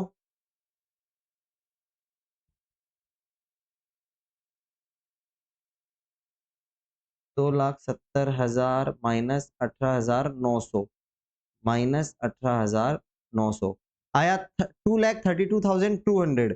तो देखो मैं नीचे लिख देता हूं एक बार, वहां जगह की शॉर्टेज है। 2,32,200 ये आया फिगर, यस 2,32,200 आया आईजी का। और सीजीएसजी देखो नील हो गया क्योंकि पूरा सेट ऑफ हो गया है, अब ये दोनों नील है। बोलो हो गया हमारा टैक्स पेबल, निकल गया, यस सर निकल गया। तो लगाओ अपने आप को एक चांटा और कहो ये नहीं है टैक्स पेबल, ये तो अभी तक रिवर्स चार्ज का टैक्स कब पे करोगे, तो ऐड करो आरसीएम टैक्स। बेटा मैंने पहले ही कहा था भूल जाओगे एग्जाम में। इस बार आरसीएम का टैक्स कितना कितना निकला था, ये रहा हमारा आरसीएम का टैक्स 1,17,000, 1,17,000 वो जोड़ो यहां, 1,17,000, 1,17,000 ये पे करना आपको अब टोटल। 2,32,200, 1,17,000, 1,17,000 ये आपका आ गया पेबल। आई होप आपको ये सम समझ आया है, और अगर नहीं आया तो बेटा एक काम करो, आप वीडियो को कर दो पॉज, खुद से एक बार पूरा सम पढ़ो, खुद से ट्राई करो। वैसे भी मेरी एडवाइस है, कोई भी सम मैं अगर करा रहा हूं ना तो आप डायरेक्टली मुझसे मत करो, पहले आप खुद ट्राई करो, फिर मेरे वीडियो देखकर, मेरा वीडियो लेकिन पूरा ही देखना, ताकि एक एक पॉइंट पे आपको डेप्थ समझ आए कि आप कहीं गलत तो नहीं कर रहे हैं। Even he final answer right आने से मकसद नहीं है, मकसद है कि हमारा लॉजिक सही मैच कर रहा है कि नहीं। तो आप उसको सुनो, उसके बाद देखो, आप अपने आप को ट्रस्ट करो, ऐसे ही ट्रस्ट मत करो खुद का, एक बार सही हो जाए फिर ट्रस्ट आ जाएगा अपने आप। चलो आगे बढ़ते, ये सम डन है, फिर भी एक बार आंसर देख लेते हैं। चलो इंस्टीट्यूट का मैं सीधा फाइनल आंसर देख रहा हूं, 1,17, 1,17, 2,32, 200, ठीक है जी। हाँ सर ठीक है, इनका फॉर्मेट आपका फॉर्मेट अलग है बेटा, टैक्स में कोई फॉर्मेट किसी का रोल प्ले नहीं करता, मेरा फॉर्मेट बहुत बेस्ट है, ऐसा मेरा मानना है, क्योंकि मैंने कई बच्चों को इसमें बहुत हेल्प की है। तो बाकी आपकी चॉइस, आगे बढ़ते हैं। Gautam private limited Coimbatore Tamil Nadu exclusively manufacture and sales product alpha which is exempt from GST. अच्छा, एग्जेम्प्ट गुड्स को सप्लाई कर रहा है। Notification issued under the GST, company sales product only within the state. अच्छा, आप खाली इंट्रा स्टेट सप्लाई करते हैं एंड इज नॉट रजिस्टर्ड, और आप रजिस्टर्ड भी नहीं है क्योंकि एग्जेम्प्ट गुड्स है टोटली, तो आपको जरूरत भी नहीं होता रजिस्ट्रेशन लेने का। और all the inward supplies of the company are taxable under the forward charge, और इनवर्ड सप्लाई जितनी भी आपने ली है उसमें सप्लायर ही टैक्स चार्ज कर चुका। चलो अच्छा, आरसीएम पे टैक्स आपका है नहीं। प्रीवियस ईयर का आपका टर्नओवर 55 लाख का है, 55 लाख। सेल ग्रो होने की उम्मीद है। Owing to the growing demand company decide to increase its production also. Purchase किया additional machinery for manufacturing the product on 1 July. आप 1 जुलाई को नया मशीन भी खरीद रहे हो और उसका दाम होगा 30 लाख विद जीएसटी 18%। ठीक है सर। 1 नवंबर से एग्जेम्पशन अल्फा प्रोडक्ट पे हटने वाला है, गवर्नमेंट सोच रही है, और जीएसटी 12% उस पे लग जाएगा। अच्छा sir, exempt supply will become taxable, and right now आपको पता होना चाहिए हमारा जो एंटिटी है गौतम प्राइवेट लिमिटेड, ये एक अनरजिस्टर्ड है, भूलना मत। एक अनरजिस्टर्ड पर्सन एग्जेम सप्लाई कर रहा है, इसलिए वो रजिस्ट्रेशन नहीं लिया, और फ्यूचर में वो exempt supply will become taxable, ऐसा कहा गया है। बट सितंबर तक आपका टर्नओवर था 60 लाख का। अच्छा ठीक है सर, अभी तक तो सब समझा। BOD of the Gotham Private Limited wants to know whether they have to take registration after the withdrawal of exemption। अगर exemption हटता है तो क्या रजिस्ट्रेशन लेना होगा? पहले तो मुझे ये बताओ कि गौतम लिमिटेड को टर्नओवर लिमिट क्या अप्लाई करेगी। देखो ये तो क्लियर हो गया कि नवंबर से उस पर्टिकुलर प्रोडक्ट का एग्जेम्पशन हट रहा है, लेकिन नवंबर से पहले ही उसका तो 60 लाख का टर्नओवर रीच हो चुका है। तो आप मुझे बताइए, अगर आप एक्सक्लूसिवली गुड्स में भी डील करते हैं और ये तमिलनाडु स्टेट है, याद रखना, तो आपके लिए टर्नओवर लिमिट कितना है? 40 लाख का। इसका ऑलरेडी 60 लाख हो चुका है, और जब टर्नओवर कैलकुलेट करते हैं तो उसमें टैक्सेबल सप्लाई, एग्जेम सप्लाई सब टोटल करके देखते हैं रजिस्ट्रेशन लेना है कि नहीं। और क्योंकि ये सप्लाई टैक्सेबल बन रही है तो आपको रजिस्ट्रेशन लेना होगा, क्योंकि टर्नओवर 40 लाख से क्रॉस हो जाएगा। देखो अगर ये भी नहीं पता है तो मेरा रजिस्ट्रेशन का एक रिकॉर्डिंग डाला और मैंने पूरा कैलकुलेशन समझाया कि कैसे किया जाता है, आप वो देख लो, आपको क्लियर हो जाएगा। तो बाकी आपके ऊपर है। तो क्योंकि उसका टर्नओवर एक्सक्लूसिवली वो गुड्स में डील करेगा और एग्जेम सप्लाई टैक्सेबल भी बन जाएगी, तो टर्नओवर इस साल का लेते वक्त आपको टैक्सेबल सप्लाई, एग्जेम सप्लाई सब इंक्लूड करना है, और वो टर्नओवर 40 लाख से ऊपर आ रहा है तो आपको हेंस जीएसटी में रजिस्ट्रेशन लेना होगा। क्योंकि एग्जेम सप्लाई अब टैक्सेबल बन रही है तो आप सप्लाई करना है तो आपको रजिस्ट्रेशन लेना मैंडेटरी है। तो बस ऐसा ही है, और कुछ नहीं है इस पॉइंट में। तो नेक्स्ट पॉइंट में आते हैं। In the case of above question, Gotham is already registered with respect to certain taxable supply made by it। मान लो कि वो और भी taxable supply पहले से ही करा था और वो already registered है, along with manufacture of exempt product alpha। अच्छा ठीक है, बाकी फैक्ट क्वेश्चन के सेम मान लो। क्या वो आईटीसी ले पाएगा एडिशनल मशीनरी जो उसने परचेज की एक्सक्लूसिवली अल्फा बनाने के लिए? देखो वो अल्फा जो प्रोडक्ट है वो आपका एग्जेम्प्ट प्रोडक्ट में राइट नाउ यूज हो रहा है। सर ठीक है, if yes then when and how much credit can be availed, वो हम जवाब देते हैं। पहले आप मुझे बताइए, अल्फा प्रोडक्ट जब तक एग्जेम्प्टेड है तब तक अगर उस एग्जेम्प्ट सप्लाई करने के लिए अगर आप कोई मशीनरी भी लेते तो उसका क्रेडिट नहीं मिलेगा। इसका मतलब ये वो सप्लाई टैक्सेबल कब बन रही है, पहले मुझे वो बताओ। 1 नवंबर से एग्जेम्पशन हट रहा है, तो इसका मतलब ये हुआ कि आप अप टू 31 अक्टूबर आईटीसी नहीं ले पाएंगे उस मशीनरी पर। और कब ले पाएंगे? 1 नवंबर को ले पाएंगे। 1 नवंबर को, क्योंकि वो प्रोडक्ट टैक्सेबल बन जाएगा तो ले पाएंगे। कितना वो निकालना सीखते हैं। अच्छा आपको ये पता है, अगर कोई रजिस्टर्ड पर्सन है पहले से, ध्यान से सुनना, अगर आप ऑलरेडी जीएसटी में रजिस्टर्ड हो और आपकी अगर एग्जेम सप्लाई टैक्सेबल बन जाती तो आईटीसी चैप्टर का सेक्शन 18 कहता है कि आप उसका आईटीसी ले सकते हैं, प्रोवाइडेड आपको जो टोटल आईटीसी आपका उस प्रोडक्ट पे बनता है, कैपिटल गुड्स पर बनता है, उसमें से माइनस करना होगा 5% पर क्वार्टर और पार्ट देयर ऑफ। तो अब आप जोड़ो कितने क्वार्टर यूज हो गए। मशीनरी खरीदी कब थी? 1 जुलाई को। तो 1 जुलाई से देखो, जुलाई अगस्त सितंबर एक क्वार्टर है, अक्टूबर नवंबर दिसंबर। अब चाहे पूरा दिसंबर नहीं भी आया हो, एग्जेम्प्ट सप्लाई नवंबर तक तो थी, अक्टूबर तक तो थी, तो अक्टूबर को भी फुल मानना है। तो आपका यहाँ कितना क्वार्टर आ गया? 2 क्वार्टर। देखो जुलाई अगस्त सितंबर और अक्टूबर का क्वार्टर, चाहे वो पूरा क्वार्टर अभी खत्म नहीं हुआ, पार्ट को भी फुल मानना है। तो 2 क्वार्टर हो गए, 2 क्वार्टर का 5% रेट, अगर एक क्वार्टर का तो 2 का कितना हुआ? 10% रेट। अब आपका कितना का आईटीसी था? 30 लाख पे 18% मारो, 5,40,000, 5,40,000। इसमें से माइनस कर लो 10%, ये 5% इंटू 2 किया था मैंने, तो कितना आएगा देख लो, 4,92,000 आएगा। इतना आप आईटीसी ले सकते हो। कब लोगे? नवंबर को। 1 नवंबर को, उससे पहले नहीं। तो आई होप मैंने आंसर आपको पूरा क्लियर किया है, आपको समझ भी आया। कुछ डाउट रह गया तो बैक करके सुनो, आपको कहीं ना कहीं क्लियर हो जाएगा। इससे ज्यादा अगर मुझसे जानोगे तो इसका मतलब आपकी पढ़ाई में कमी है। आप प्लीज रिवाइज करके सम्स करो, आपके लिए बेहतर रहेगा। फिर भी एक बार आंसर देखते हैं 12 का, चलो कोई नहीं, आपके लिए इनका भी पैटर्न देख लेते हैं। इन्होंने लिखा, देखो आप इंट्रा स्टेट सप्लाई करें, आपके लिए टर्नओवर लिमिट 40 लाख अप्लाई करेगा। ठीक है सर, क्योंकि आप अभी right now exclusively exempt supply करें तो आपको अभी तो रजिस्ट्रेशन का जरूरत नहीं है। बट आपका ऑलरेडी टर्नओवर 30 सितंबर तक 55 लाख हो चुका है, मतलब 40 लाख से ऊपर हो चुका है। तो कंपनी का, क्योंकि वो एग्जाम गुड्स अब टैक्सेबल बन जाएगा, तो उनको 40 लाख का टर्नओवर लिमिट अप्लाई करेगा। 1 नवंबर से एग्जाम सप्लाई टैक्सेबल होगा। तो अल्फा लिमिटेड को 1 नवंबर से पहले तो जो भी सप्लाई हुई थी उसको भी कंसीडर करना होगा टर्नओवर लेते वक्त, हमने सभी कह दिया था। Hence it becomes liable to registration. But देखो लैंग्वेज अपनी अपनी है, बाकी आपके ऊपर है, ये रजिस्ट्रेशन के लिए लायबल है। मैंने आपको पहले ही सारी बात सिखा दी थी, तो और कुछ नहीं है। रूल में आए, अब दूसरा वाला पढ़ते हैं। एग्जाम सप्लाई टैक्सेबल सप्लाई बन जाता है तो आपको कैपिटल गुड्स का भी आईटीसी ले सकते हो, अगर आप ऑलरेडी रजिस्टर्ड हो तब। ठीक है सर, कैपिटल गुड्स का लेने के लिए 5% पर क्वार्टर करके आपको, या पार्ट, देखो पार्ट भी लिखा हुआ, पार्ट करके आपको रिडक्शन करना होगा। सीधा देख लेते हैं, देखो कैलकुलेशन 5,40,000 में से 54,000 लेस करो, 4,86,000 आया, मतलब हमारा आंसर राइट है।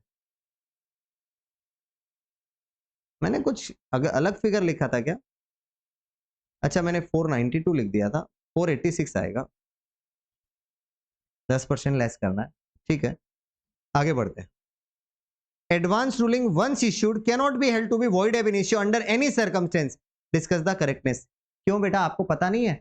अगर आपने फ्रॉड करके एडवांस रूलिंग अथॉरिटी से, बोलो बोलो, अगर आपने फ्रॉड करके एडवांस रूलिंग अथॉरिटी से अगर एडवांस रूलिंग ले ली, तो एडवांस रूलिंग अपने रूलिंग को, एडवांस रूलिंग अथॉरिटी अपने रूलिंग को वॉइड एब इनिशियो डिक्लेयर कर देगा, याद रखना। और ऐसा माना जाएगा एज इफ कि मैंने कभी एडवांस रूलिंग दी ही नहीं, और आप पर नॉर्मल प्रोविजन जो लॉ के वो सारे अप्लाई कर जाएंगे, एज इफ कि आपको कभी एडवांस रूलिंग मिली ही नहीं। तो ऐसा नहीं है कि एडवांस रूलिंग इश्यू होने के बाद वॉइड एब इनिशियो डिक्लेयर नहीं हो, तो होता है। अगर आपने फ्रॉड करके एडवांस रूलिंग ली तो एडवांस रूलिंग अपने एडवांस रूलिंग अथॉरिटी अपनी रूलिंग को वॉइड एब इनिशियो डिक्लेयर कर सकता है। और एक बात और ख्याल रखना, यहाँ एग्जाम में जरूर लिख कर आना, और उसके बाद प्रोविजन आप पे बाकी सारे अप्लाई हो जाएंगे, एज इफ कि आपने कभी एडवांस रूलिंग के लिए अप्लाई नहीं किया, आपको मिली ही नहीं। फिर भी अगर कहूंगा आपको, अगर किसी भी चैप्टर में प्रॉब्लम है तो देखो मेरा मैक्सिमम चैप्टर का फास्ट रिकॉर्डिंग डाला हुआ है, जो बहुत फास्ट हेल्प करेगा आपको रिवीजन करने के लिए। प्लीज उसको जाकर सुनिए, आप उसका एडवांटेज आपको पता चलेगा क्या है। मेरा पूरा जीएसटी का ही समरी नोट्स 110 पेजेस में। अब आप और बोलो इससे ज्यादा मैं आपको कितना मोटिवेट करूं। पूरा जीएसटी का बुक मेरा 110 पेज में, आप सब कुछ रिवाइज कर सकते हो वहां से। खैर आपके ऊपर है। फिर भी अब लेते हैं next question. Pathan Bora of Pune Maharashtra enters into an agreement to sell goods to Sukumar enterprise of Bareilly. अच्छा, पठान सुकुमार को माल बेचता है, तो मैंने पहले से देखो एक लाइन लिख कर रखी ताकि आपको फटाफट बता सकूं।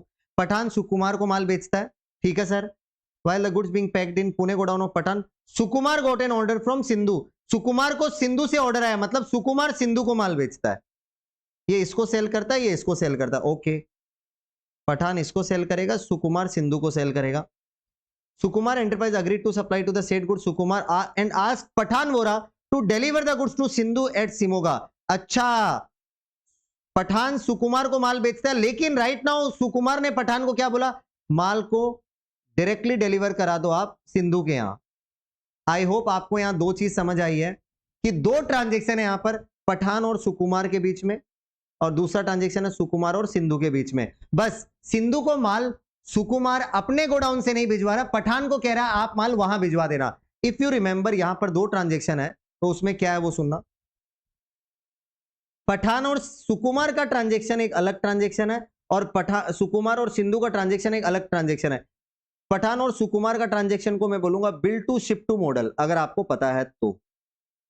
और अगर नहीं पता तो बेटा प्लेस ऑफ सप्लाई रिवाइज करना पड़ेगा। क्वेश्चन ने आपसे क्या पूछा, हम एक बार फिर भी देख लेते हैं।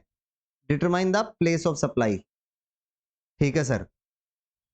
बिल टू शिप टू, और ये तो नॉर्मल ट्रांजेक्शन है सुकुमार और सिंधु का। भाई सिंधु ने सुकुमार को बोला मेरे को माल चाहिए, सुकुमार ने सिंधु को माल भिजवा दिए। अब चाहे वो अपने गोडाउन से भिजाए चाहे कहीं से, माल तो भिजवा दिए ना, तो ये तो एक नॉर्मल ट्रांजेक्शन है। अच्छा, अब बात करते हैं प्लेस ऑफ सप्लाई के प्रोविजन का। Do you know place of supply chapter का सेक्शन 10 सबसेक्शन 1 में ही लिखा हुआ है, पहला क्लॉज में और दूसरा क्लॉज में। पहले में लिखा हुआ है नॉर्मल ट्रांजेक्शन ऑफ गुड्स, मतलब गुड्स का place of supply for normal transaction जहां पर गुड्स की डिलीवरी होती है, और दूसरा जहां पर bill to ship to model होता है। बताइए उन दोनों केसेस में प्लेस ऑफ सप्लाई क्या है। देखो, अगर आपको नॉर्मल ट्रांजेक्शन पता तो नॉर्मल ट्रांजेक्शन में जहां पर डिलीवरी टर्मिनेट्स होती है, शॉर्ट में लिख रहा हूं एक बार,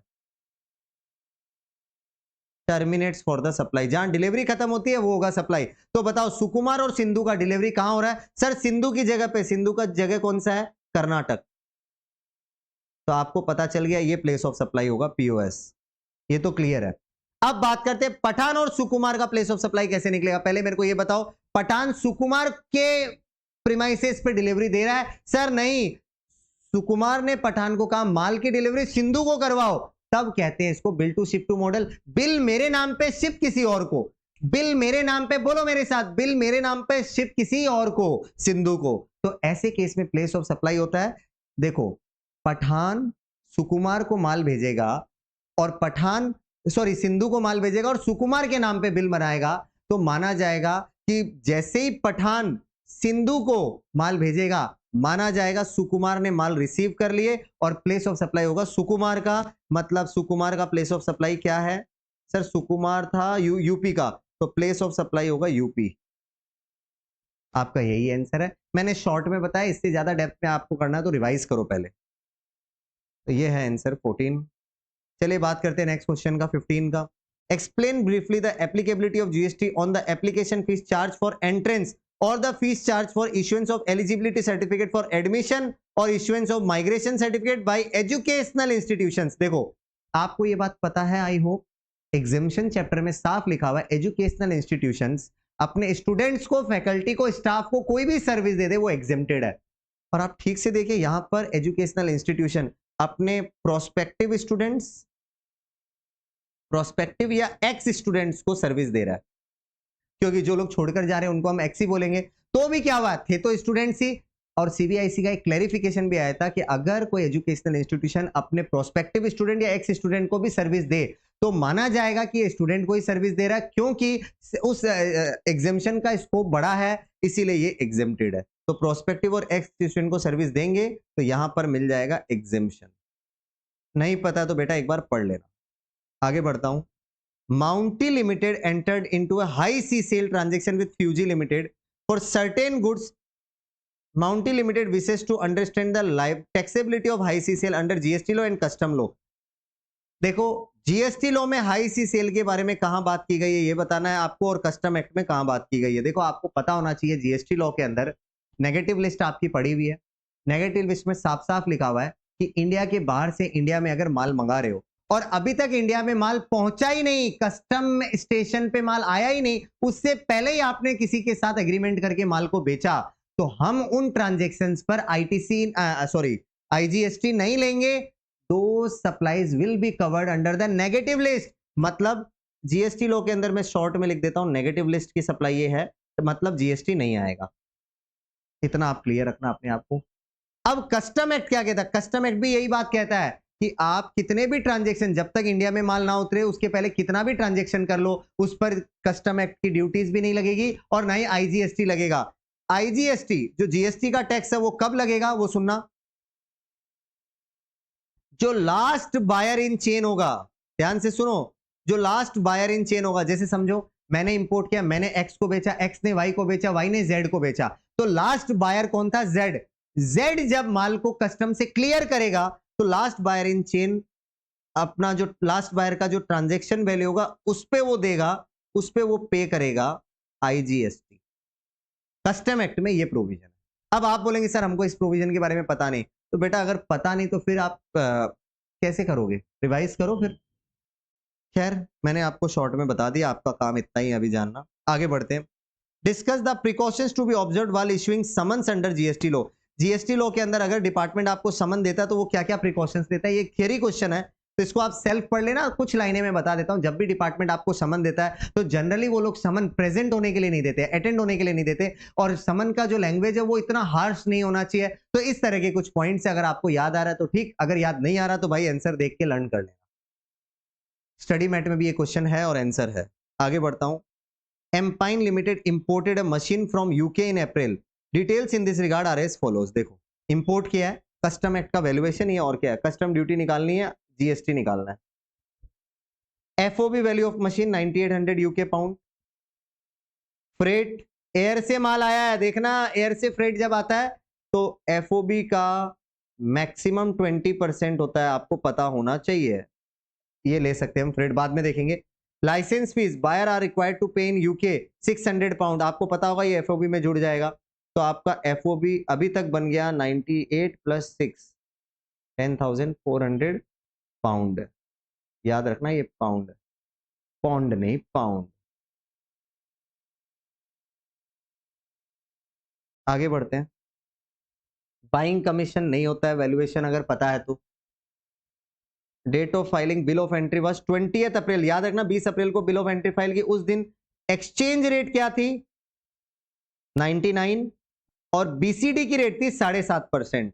कब 20 ऑफ अप्रैल को आपका filing of bill of entry हुआ। आगे देखना अराइवल ऑफ एयरक्राफ्ट की डेट है 25 अप्रैल, एक्सचेंज की रेट उस दिन है 98.5 और रेट ऑफ बीसीडी है 10%। अब आप मुझे बताइए एक्सचेंज रेट कौन सी लेंगे हम और बीसीडी कौन सी लेंगे, आपको बताना है दोनों।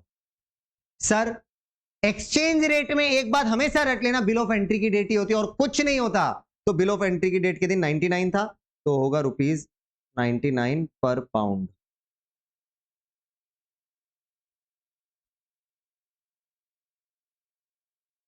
अब बीसीडी की रेट क्या लेनी है, देखो बीसीडी की रेट होती है बिल ऑफ एंट्री डेट और अराइवल ऑफ एयरक्राफ्ट और सिर्फ whichever is earlier, entry inward date बोल दो, whichever is earlier, earlier date bill of entry की डेट आ रही है,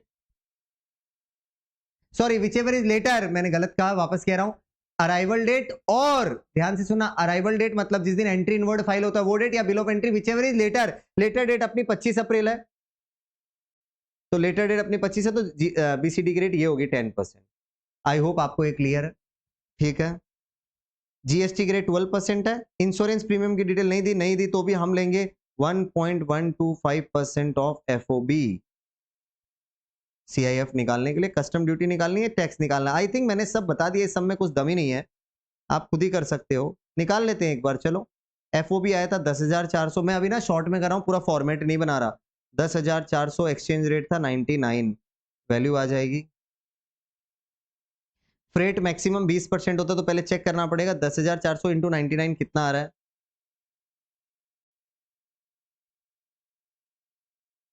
आ रहा 10,29,600, 10,29,600।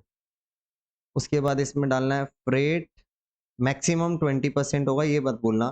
तो पहले हम इसका 20% निकालते हैं। 2,205920 आ रहा है हमारा, 205920, 205920। और एक बार क्वेश्चन का देख लेते हैं क्या फिगर था। 3,000 पाउंड इंटू 99 करके देख लेते हैं कितना आता है। 3,000 इंटू 99, ये ज्यादा आ रहा है, इसका मतलब हमने जो निकाला था यही ले लेते हैं। और इंश्योरेंस ले लीजिए, कितना लेंगे 1.125% ऑफ एफओबी, तो 1029600, 1029600 मल्टीप्लाई 1.125% आया 11,583, 11,583 आ जाएगा इससे। CIF cost insurance freight total करो 1029600 प्लस एक फिगर था 11,583, वो तो कर ही लिया, खैर 205920 प्लस है 205920, टोटल आया 1247103, 1247103। अब हम इस पे निकालेंगे कस्टम ड्यूटी पेबल। बीसीडी 10% है, मारो बीसीडी 10% निकालो इसका, तो 1247110। इसके बाद इस पे मारना है दोनों का टोटल करके आईजीएसटी, सोशल वेलफेयर सरचार्ज भी 10% होगा इसका, तो 12471 आ गया। अब टोटल करो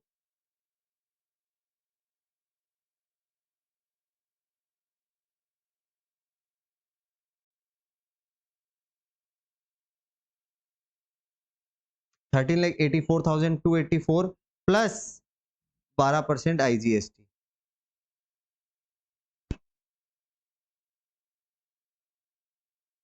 जो आएगा वो फाइनल आंसर है, आपका टोटल वैल्यू निकल जाएगा, उसमें टैक्स वैक्स अलग करके दिखा देना। आई होप इसमें कुछ खास है नहीं, चेक कर लो अब आंसर सब कुछ सही है कि नहीं, कोई फिगर गलत नहीं है। और देखो यार सर एफओबी वैल्यू ये यहाँ तक ठीक है, यहाँ तक ठीक है, यहाँ तक ठीक है, यहाँ तक ठीक है, 1247103 या 400 या 1384284 ठीक है। IGST निकाल लेना 12% और फिर अलग से बता देना कितना कितना पेबल है, ये दोनों पेबल है और ये पेबल है, तो हो जाएगा। मैंने इतना ही सॉल्व किया, आप चाहो तो फिगर्स निकाल लेना। अभी इससे ज्यादा देखो मैं सिखाऊं तो आपको शर्म आ जाएगी। चलो आगे बढ़ते। Question number 19, after visiting US for a month Mrs and Mr Rajesh Jain, Indian residents aged 35 and 40 years respectively, brought to India laptop computer valued at rupees 80,000. I hope you all know that कि अगर आप India के बाहर, आप अगर India के resident है, India के बाहर से इंडिया में आते हैं बाहर जाकर, तो आप आते वक्त एक लैपटॉप ला सकते हैं, ड्यूटी फ्री है वो। तो सर लैपटॉप पे आपकी कस्टम ड्यूटी नहीं लगेगी। यूज्ड पर्सनल इफेक्ट आप लाई 2,20,000 का। I hope you also know that sir अगर हम यूज्ड पर्सनल इफेक्ट इंडिया के बाहर से इंडिया में लाते हैं तो कितने भी वैल्यू का हो कोई फर्क नहीं पड़ता, उस पर भी ड्यूटी नहीं है, तो ये भी ड्यूटी फ्री है।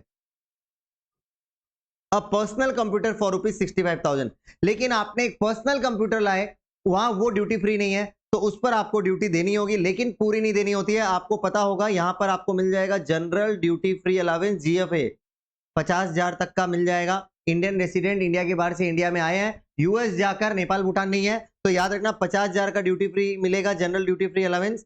15,000 रुपए पर ड्यूटी लगेगी। सर क्या रेट से ड्यूटी लगेगी? आई होप आपको ड्यूटी की रेट पता है। 35% बेसिक रेट है plus 10% social welfare surcharge, rate आएगी 38.5%। तो 15,000 पे 38.5% मार लेना, आपको आंसर मिल जाएगा। तो आई होप इस सब में कुछ था नहीं, आगे बढ़ते हैं। Question number 20, briefly explain duties which are exempted in case of import under advance authorisation. जैसे ही शब्द आता है एडवांस ऑथराइजेशन, आप में से मैक्सिमम बच्चे शायद ये वीडियो को यहीं बंद करना चाहेंगे। वो कहेंगे सर ये तो FTP का क्वेश्चन है, रहने ही देते हैं, क्या पढ़ेंगे। देखो कभी कभी क्या होता है ना, कुछ क्वेश्चन इतने सिंपल होते हैं कि अगर आपको FTP का पूरा नॉलेज नहीं है तब भी लिख सकते हैं। कौन सी ड्यूटीज एग्जेम्प्ट होंगी, एक स्कीम है उसके अंदर कौन सी ड्यूटीज एग्जेम्प्ट होगी। लगभग जो कस्टम ड्यूटीज के बारे में आपने टाइप्स ऑफ ड्यूटी चैप्टर में पढ़ा, वो सारी ड्यूटी एग्जेम्प्ट होगी subject to some restrictions and conditions. तो लिख दो सर, जैसे basic custom duty, safeguard duty, cess, वैसे यहां पर एजुकेशन सेस है तो आपको ये थोड़ा लर्न करना होगा। उसके बाद एंटी डंपिंग ड्यूटी, उसके बाद एडिशनल ड्यूटीज ऑफ कस्टम्स, तो एडिशनल ड्यूटीज ऑफ कस्टम, और देखो काउंटर वेलिंग ड्यूटी भी बोलते हैं हम कुछ जगह, काउंटर वेलिंग ड्यूटी, और साथ में IGST। बस यही सारी ड्यूटीज एग्जेम्प्टेड है, लिख देना लिस्ट, आपको मार्क्स मिल जाएगा। बहुत सिंपल, तो बस इतना ही है। कई बार कुछ चीजें नहीं भी आती है और अगर आप डीप सोचते हो तो आप कुछ ना कुछ तो लिख ही दोगे। हाँ, इसके बाद subject to some restriction and conditions लिखना आपको। बाकी अगर डिटेल में आंसर चाहिए तो इंस्टीट्यूट का आंसर एक बार पढ़ लेना, आपको समझ आ जाएगा। तो ये हो गया आपका पूरा RTP सॉल्व। आई होप आपको समझ आया है। बाकी अच्छे से पढ़ो और क्या। Bye bye.